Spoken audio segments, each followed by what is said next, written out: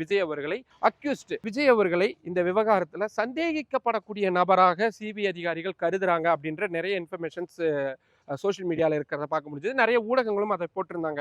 நம்ம இது சம்பந்தமா தாவேகா நிர்வாகிகள் தரப்புலையும் கேட்டிருந்தோம், தாவேகா வழக்கறிஞர் அணிகிட்டையும் நம்ம கேட்டிருந்தோம், at the same time CBI அதிகாரிகள்ட்டையும் கேட்டிருந்தோம். இவங்க 3 பேருமே காமனா சொல்லக்கூடிய ஒரே விஷயம், இப்ப வரைக்கும் இந்த நிமிடம் வரைக்கும் விஜய் அவர்களை ஐ விட்னஸ் கண்ணால் பார்த்த சாட்சியாக மட்டும்தான் நாங்கள் கன்சிடர் பண்றோம். அவரை இன்னும் சந்தேகிக்கப்படக்கூடிய நபராகவோ அதாவது குற்றம் சாட்டப்பட்ட நபராகவோ நாங்கள் பார்க்கலை அப்படின்றத அவங்க சொல்றாங்க. எந்த அடிப்படையில் சொல்றீங்க அப்படின்னு நாங்கள் கேட்கும் பொழுது, ஏன்னா விஜய் அவர்கள் மீது எஃப்ஐஆர்ல எந்த விதமான பெயரும் சேர்க்கப்படலை. அப்படி சேர்க்காத பட்சத்தில் அவரை சந்தேகிக்கப்படக்கூடிய நபராகவோ குற்றம் சாட்டப்பட்ட நபராகவோ நாங்கள் பார்க்க முடியாது. அதுக்குன்னு சில ப்ரொசீஜர்ஸ் இருக்கு. அவரை நேரில் அழைக்கும் பொழுது நீங்க ஐ விட்னஸ்ன்னு சொல்லி தான் நாங்கள் அழைச்சிருக்கிறோம், உங்ககிட்ட சில கேள்விகள் கேட்கணும் அப்படின்னு தான் அழைச்சிருக்குமே தவிர அவர் மீது இப்போ வரைக்கும் சந்தேகிக்கப்படக்கூடிய நபர், ஏன்னா அதுக்கான ப்ரொசீஜர் அப்படின்றது ப்ராசஸ் அப்படின்றது வேறையா இருக்கும். நீதிமன்றத்துக்கிட்ட போய் அனுமதி வாங்கி பண்றது அப்படின்றதெல்லாம் நிறைய இருக்கும்.